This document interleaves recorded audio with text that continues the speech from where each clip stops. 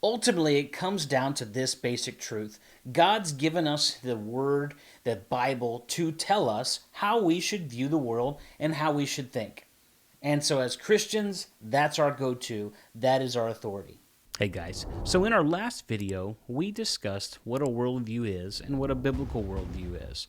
In today's video, we're really going to talk about what keeps a Christian from actually having a biblical worldview and why does this even matter. So join us and let's dive in.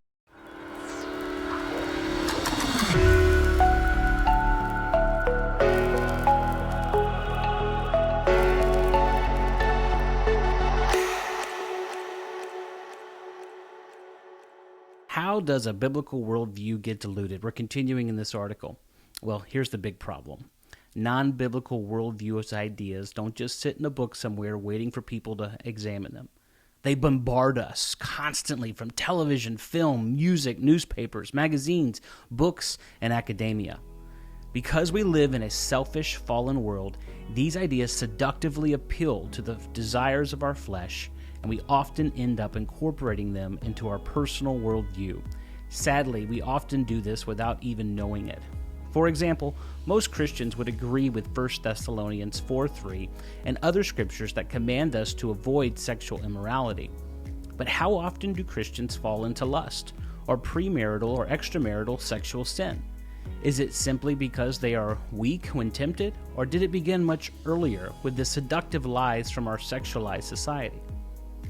And lastly, why does our biblical worldview even matter? If we don't really believe the truth of God and live it, then our witness will be confusing and misleading. Most of us go through life not recognizing that our personal worldviews have been deeply affected by the world. We then are taken captive through hollow and deceptive philosophy, which depends on human tradition and the basic principles of this world rather than on Christ. That's Colossians 2:8. However, by diligently learning, applying, and trusting God's truth in every area of our lives, whether it's watching a movie, communicating with our spouses, raising our children, or working at the office, we can begin to develop a deep, comprehensive faith that will stand against the unrelenting tide of our culture's non-biblical ideas.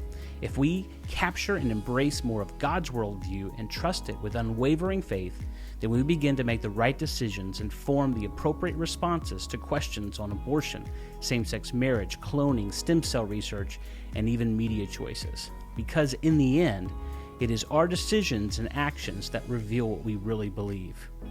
The scripture says, "Do not conform any longer to the pattern of this world, but be transformed by the renewing of your mind." That's Romans chapter 12, verse 2.